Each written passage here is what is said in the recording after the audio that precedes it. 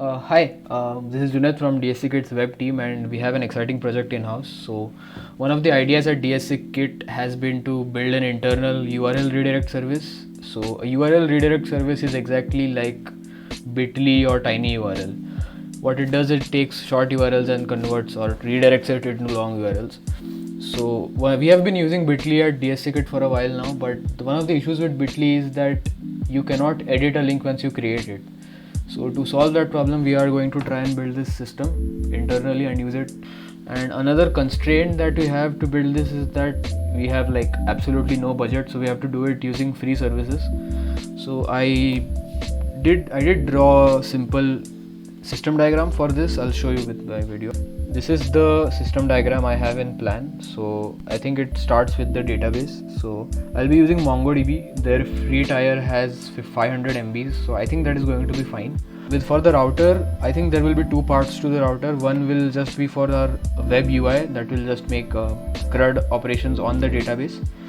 Now another thing that came to my mind was that the part of the router that handles the redirect requests should not always make a query to the database, because the database will not be in the same physical server as the router, because most of the time, like mostly this will be deployed on Heroku. A query will take a lot of time. So what I figured was maybe we could have a program or a function on another thread that could constantly fetch this database and update a hash map inside the RAM, so that whenever a redirect request comes in, the router straight away grabs that long URL from the hash map and passes it on, and like another Go routine could send another like click update request. So I will be writing this thing in Golang because it has very nice multi-threading features, and we need multi-threading for functions like the update and the click update. So Go seemed like a perfect fit, and I think I'll have to use mutex locks to make sure there is no data race between these two accesses. So this is my basic rub of what I'm going to do. I don't think this might work exactly the way I suppose it should, but let's try, because I don't know. I have to figure it out myself, I guess. Okay, so this is the first plan I have for this. Let's just start coding. I think Saswata did set up a fairly basic boilerplate for this.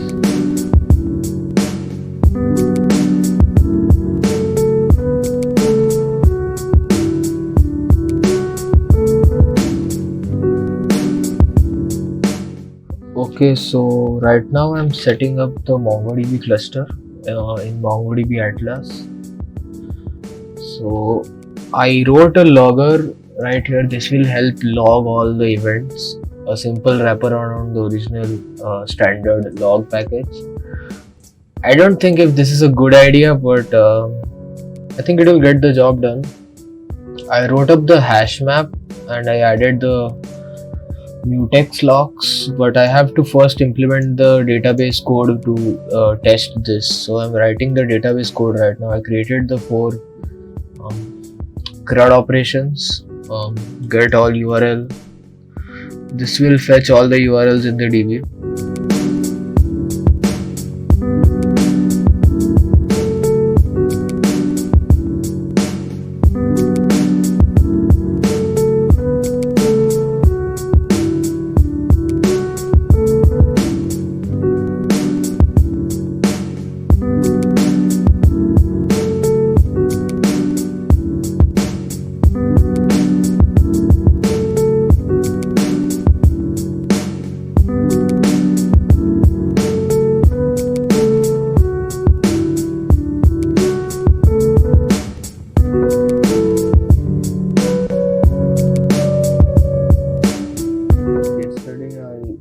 Completed the CRUD operations, so I can create, delete, update and like access all the URLs. Now comes the part where I have to actually set up the redirect service. So I have to use URL parameters to and also update the hash map. So I'll get to that.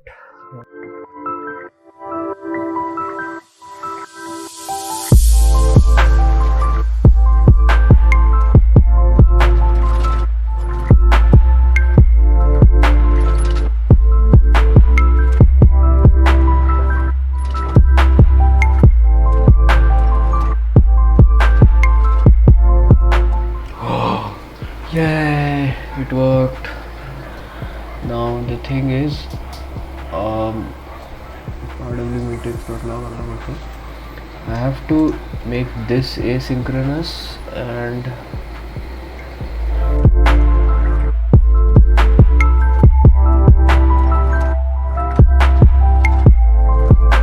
so the issue is redirect needs to access a global URL map. I cannot pass a parameter here.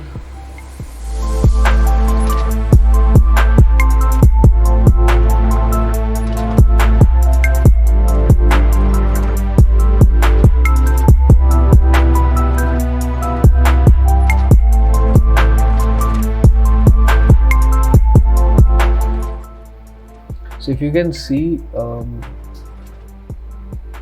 every 10 seconds this resource, this what is it, we map, this hash map I designed will update, like this url.map.update will run every 10 seconds. When it updates, it will lock the mutex, so no one can read from it, no one can write to it, only this go routine can write to it. And when it's done, it releases the lock. And when I'm trying to do a .get right here, so short URL, I grab the short URL from the link and then I pick the long URL from the map. When I do .get, the read mutex will lock the reads, and then when it's done, it will unlock. So it will never happen that when at the same time when this was writing the map, it tried to read the map. It will wait until the write is done and then it will read it. So I think this is working. As you can see, every 10 seconds the map is updating. It is running on an infinite loop. If I do a create request, let's see, do JHR and do save GitHub.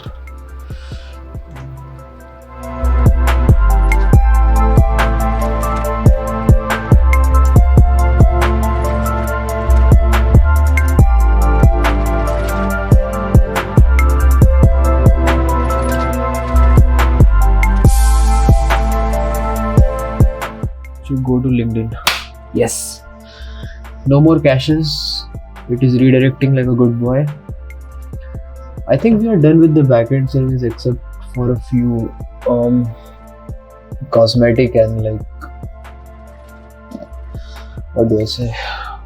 I think I have to like manage the logging part and do get rid of useless lines and all that. So yep, I think we are done. Our service seems to work fine. One thing that is left is I have to make sure I do not create duplicate URLs. So there is going to be a serious problem if I make the same short URL and redirect it to two URLs.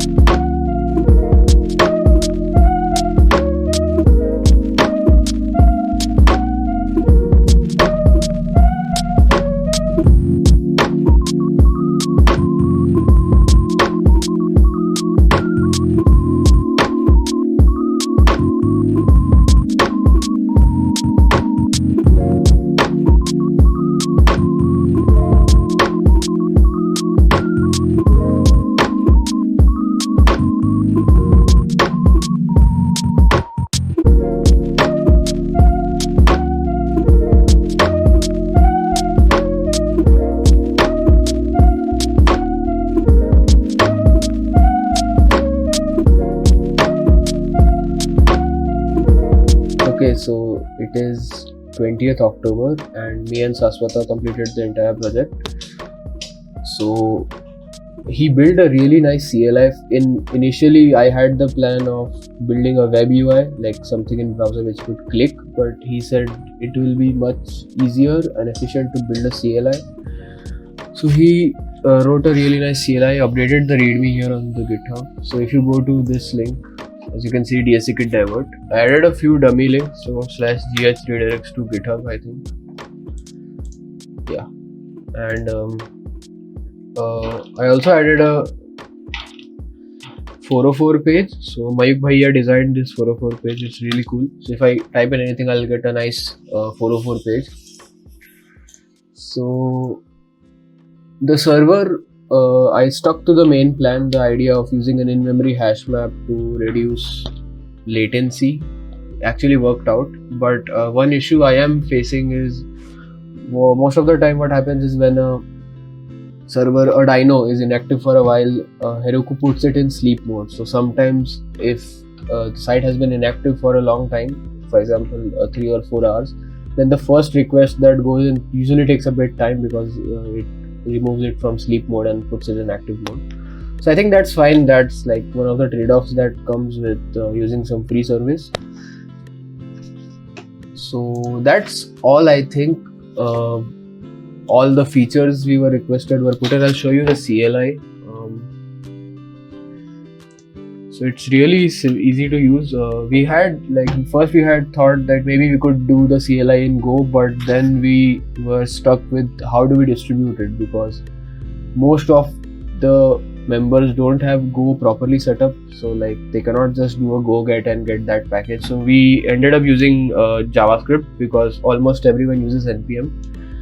So to install it, you have to do npm install -g at dsc kit /divert. I already have it installed, so it is mostly going to do nothing. Okay, so I'll show you the CLI. It's divert. So if you do that, I'll have to log in. So this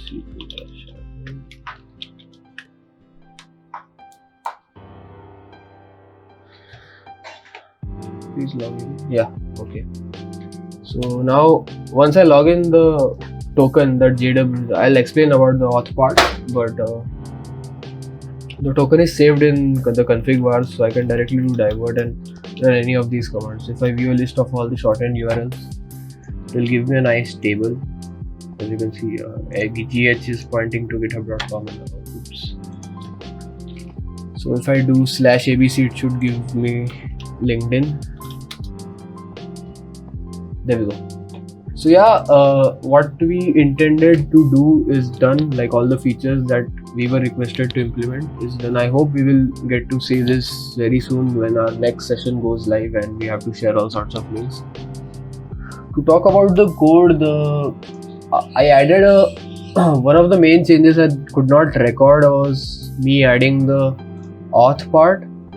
So this auth.go file. So it's this very simple idea. You have to log in, you get a JWT, a JSON Web Token, and then you use that token to make requests. So anytime a request comes in, that token is checked to see if it is a valid token, and if the valid token is passed, only then the request goes through. So we used that to kind of guard our CRUD API, the CRUD part of the API, which handles all the insertion and deletions of new URLs. Other than that, yeah, it's nothing fancy. We just use this library, JWT library, to